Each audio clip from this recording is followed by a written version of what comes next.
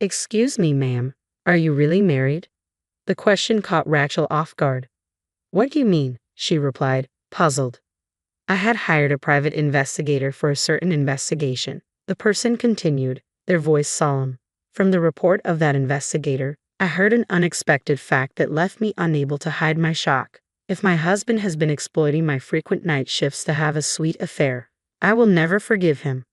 Rachel, a nurse at a general hospital and a newlywed celebrating her first Christmas since marriage, reflected on her relationship with Daniel. They had met at a social gathering, bonded over their shared last name, and married after 4 years of dating. Daniel, 5 years her senior and a gentleman, worked as an area manager at a retail store, often traveling for business. With no children yet, Rachel took night shifts to earn extra income, enjoying more days off as a result. Their marriage, although relatively new, had been filled with trips and dates until Daniel's unexpected presence at home after one of Rachel's night shifts raised questions. "I'm home, huh? Daniel, you're not off today, are you?" Rachel asked as she walked through the door. Daniel, visibly uneasy, hesitated before responding. "Well, you see, I have a sudden business trip starting tomorrow. They gave me the day off today." Rachel felt a pang of disappointment at the news of Daniel's upcoming week-long trip. She had been looking forward to their rare consecutive holiday, hoping for a slow evening together. "If it's for work," she sighed, trying to mask her disappointment. With no other option, I shifted gears and decided to drive Daniel to the airport. The drive took about 2 hours, and his flight to the head office in New York was another 2 hours. After bidding Daniel farewell at the airport, a place I rarely visited, I took a leisurely stroll and had lunch at a nearby famous cafe before returning home. Exhausted, I collapsed on the sofa and noticed an unfamiliar envelope under the TV stand. It must have been something Daniel, who was supposed to be on a business trip, had left behind. Feeling a twinge of guilt, I opened the envelope and found an album filled with pictures of Daniel, an unknown woman, and a little girl, possibly around 5 years old, in front of a kindergarten classroom dressed in a school uniform. What on earth is this? My mind raced. Could Daniel be having an affair? And with a single mother? Unforgivable infidelity. The word echoed in my mind, prompting me to dial Daniel's office. I feigned casual conversation, subtly asking about his supposed trip. To my shock, they informed me that Daniel was on bereavement leave. Moreover, there were rarely any business trips from their branch to the head office. Confusion set in. Daniel had claimed he was away on business, but he was actually on bereavement leave. I hadn't heard anything about it. He had been lying to get time off work just to meet with the woman and child in those photos. That was the only conclusion I could draw. Determined, I began searching for a detective agency. After settling on one, I planned to visit the next day. Yet throughout it all, I couldn't shake the realization that Daniel had been deceiving me for the entire 4 years we'd been together, fabricating these supposed business trips. A profound emptiness washed over me. Perhaps from exhaustion, I eventually drifted off to sleep. When I woke, it was already 6 a.m. the next day. With an appointment set for 10 a.m. at the detective agency, I carefully packed the envelope I found into a larger bag to ensure it wouldn't crease. As the appointed time approached, I walked through the gates of the detective agency for the first time in my life. The words I had rehearsed flew out of my head the moment I opened the office door. Inside, I found a young detective, barely in his mid-20s, dressed casually like a college student. Seeing my surprise, he greeted me with a casual smile. "You think I'm an immature-looking detective, don't you?" he said, lightening the mood. "Oh no, I'm sorry," I replied quickly. This is my first time in a place like this. I'm a bit nervous." He chuckled softly and gestured for me to sit on the sofa, ready to hear my story after a brief exchange. I placed the album, which had ignited my suspicions of Daniel's infidelity, on the table. True to his profession, the detective swiftly began gathering necessary evidence, making coffee with practiced ease. He carefully examined a copy of the photograph showing Daniel, the woman, and the little girl in front of the school. "This is likely a significant clue," he remarked, pointing out the clearly visible name of the school. Without delay, he searched for the preschool online and placed a call from another room. I couldn't see how he obtained the information, but soon he returned with news. The little girl in the photo was indeed enrolled at that preschool, currently on a leave of absence. Located in New York, the investigation would be costly, but I was determined. Despite being a nurse, I had been investing in stocks and forex since adulthood, achieving reasonable returns. Now, I resolved to use these funds for the investigation. The detective estimated the trip's duration uncertain, depending on how quickly we could gather evidence. Yet beyond financial concerns, what drove me was the deep humiliation of being deceived by my husband. I was determined to gather proof at any cost. The detective speculated that once Daniel returned home, the little girl might also resume attending preschool. The next day, I went to work as usual, hiding my turmoil beneath a facade of normalcy. I carefully replaced the envelope and its contents exactly where I had found them. Soon after, I received a message from Daniel, who was supposed to be away for a week, informing me, "Sorry, my business trip is extended by 3 more days. I'll be back on Sunday." Following our plan, I contacted the detective on the day Daniel was scheduled to return home. The detective, eager to begin, flew to New York the next day to initiate the investigation. That evening, I received a surprising call from him, revealing an unexpected development. "During the preliminary investigation, we've uncovered something unexpected," the detective started. "What do you mean?" I asked, bewildered. "I'll be back tomorrow. Can we meet soon?" I responded, urgency in my voice. I visited the detective's office promptly after finishing my night shift the next day, consumed by thoughts of Daniel's possible infidelity. Was he cheating after all? I asked the detective as soon as I arrived. The detective hesitated before responding, his expression grave. "No, I think the situation might be even more serious." His words made me swallow hard. "What do you mean?" "Firstly, it appears true that your husband took bereavement leave from his company. But Mrs., are you sure you're really married to Daniel?" he asked, his tone cautious. "What are you implying?" "We officially registered our marriage 6 months ago," I protested. "In fact," the detective continued, "I followed Daniel and your daughter back from her kindergarten in New York and found their home. According to locals, Daniel has been living alone there for the past 4 years, only returning to New York a few times a year." The revelation hit me like a thunderbolt, leaving me speechless and struggling to comprehend what I had just heard. "I heard he stayed for about a week for his father-in-law's funeral in New York." "No way," I stammered, unable to find words.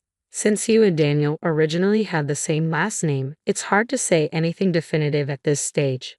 But I would suggest checking at the city hall," the detective advised after I expressed my gratitude. Following his advice, I went straight to City Hall. There, I requested a copy of the residency certificate for my entire household. What I saw in the document stunned me. Only my name was listed. "No way, there must be some mistake," I exclaimed, feeling a surge of confusion. I appealed to the female City Hall staff member assisting me. She looked distressed as she replied, "Even if you say so, we couldn't find any record of your marriage." Desperate and near tears, I pleaded, "Please check again. My husband's name is Daniel."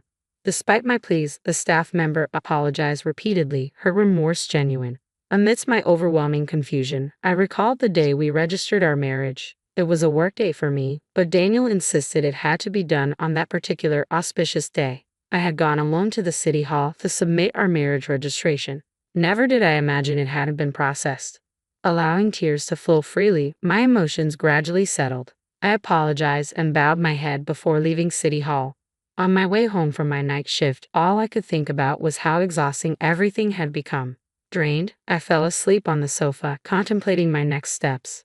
When I woke up, Daniel was in the midst of preparing dinner. Seeing him like that reminded me of the woman and the girl in the photo. I was furious about being deceived, but I knew losing my composure now would hinder any action I could take. So I managed to suppress my emotions. From that day on, I put on a smile in front of Daniel. About a week after my visit to City Hall, I began considering how I could learn more about his real life and his wife. Daniel, often forgetful, had left his smartphone at home that day. Since I happened to be off, I thought about delivering it to him but decided to check his phone first. Normally, snooping on someone else's phone isn't appropriate, but given my mental state, I felt I had no other choice. Daniel sometimes voiced his passcode aloud while unlocking his phone, so it was easy to access. Among his contacts, I found a woman labeled with a girl's picture, the same one he always talked about as an icon. Without hesitation, I called her. After 3 rings, a calm and elegant voice answered, "Hello, who is this?" "Are you Mrs. Daniel Smith?" I asked directly. The woman sounded puzzled but replied, Yes, I am. But who are you? I'm someone Daniel met during his work travels, I explained carefully. It's hard for me to say this, but we are living together now. So there really is a woman he's been visiting. I see, she responded calmly. I was planning to visit my husband who lives there during the end-of-year holidays. Can we talk then? I hadn't expected this turn of events but gladly accepted her generous offer. Around the same time, Daniel mentioned, "Sorry, but there's a reunion in my hometown this New Year's, so I'm going back home." I had been eagerly waiting for these words from Daniel. When he finally proposed the meeting, I immediately agreed.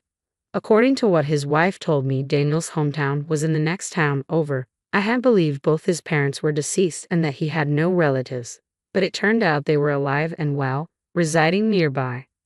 With only a month left until the end of the year, I sought out a lawyer specializing in relationships, determined to thoroughly confront and punish Daniel. Until the day of our showdown, I continued to act normally around Daniel, though emotionally it was unbearable. Finally, 1 month later, the day arrived. I told Daniel I had a night shift starting on the 30th and left the house with a smile, wishing him a happy new year. I managed to arrange for vacation days from December 30th to January 2nd under the guise of work obligations. On the 30th, I stayed at a business hotel, and on the morning of the 31st, I met with Daniel's wife at our designated meeting place. There I saw an elegant woman, just as she appeared in the photos, Mary. She had married Daniel 6 years ago, and they had a 5-year-old daughter. After a brief introduction, Mary and I began to execute our plan. Mary had flown in from New York with her parents and daughter. After leaving her daughter with her mother and father in their hotel room, we headed to Daniel's family home. Mary had already spoken to Daniel's parents beforehand, so I was surprised when they greeted me with deep bows upon seeing me. As planned, on the evening of the 31st, Daniel opened the door to his parents' living room. "I'm home," he announced. "Welcome back." The woman who greeted him with a smile was not his mother, nor was it Mary. It was me. Daniel paled. "Why are you here?" he stammered. I faced Daniel calmly, with a smile. "What's this? Weren't you married to me?" Daniel was stunned into silence. Before he could respond, Mary spoke up quietly. "What's the meaning of this, Daniel? We just had a baby and needed help from our parents. I asked you to work away from home, but behind our backs, you've been leading a double life and having an affair." Mary's words hung in the air, delivered with such certainty that for a moment, I felt a chill run down my spine. "I'm just glad we're on the same side now," I began, directing my anger at Daniel. "Every time you said you were going on a business trip, you were actually meeting with your family. You were married. Why did you approach me? Did you think you could deceive me? This is marriage fraud, you scum. When I asked your company about your business trips, they said you hardly ever go on them. What were you thinking? You have such a beautiful wife and an adorable daughter at home. I was such a fool to believe your lies." Confronted by both of us, Daniel's smirk suddenly broke into laughter. "I wonder how I was found out," he mocked. "Living a double life was fun, especially with Rachel working nights. It was easy to deceive you because we have the same last name, and you were mostly working nights." Upon hearing these callous words, Daniel's mother, who couldn't believe her son's deceit, gave him a punch in the face. I looked at Daniel sternly and continued, "Besides me, you had 3 other lovers, didn't you?" I thrust the incriminating photos at him. Startled, Daniel sputtered, "What is this? Are you stalking me? I'll sue you." "These are all pieces of evidence gathered by a private investigator I hired because I suspected you were having an affair," I retorted firmly. "We're going to make you pay damages to both Mary and me." As I spoke with resolve, Daniel collapsed to the floor, begging for mercy. "I'm sorry. Just spare me the damages. I'll continue my relationship with both of you. Just spare me the damages." I was speechless with disbelief. It seemed he was broke from spending too much on his other lovers. I didn't care anymore. Leaving Daniel's childhood home, I told him, "I don't even want to speak to you anymore. Let's handle the rest through our lawyers." Afterwards, I worked with my lawyer to file a claim for compensation on grounds of bigamy. I was grateful when the money was successfully recovered. Feeling guilty towards Mary, I offered her some of the compensation, but she refused. In fact, she thanked me for the evidence I provided, and we became friends. According to Mary, she collected compensation from Daniel's other girlfriend and ended her relationship with him. She made sure to secure her fair share of alimony and child support. It turned out one of his mistresses was a colleague, and Daniel was demoted at work, sent to a subsidiary company. At the new company, he was reportedly bossed around by a younger employee and cried every day. He couldn't quit his job because he needed the money to pay off the compensation. Meanwhile, I moved out of the house I had shared with Daniel, renting a place that suited me perfectly for living alone. I embraced a carefree life, visiting New York a few times a year and maintaining a friendship with Mary and her daughter.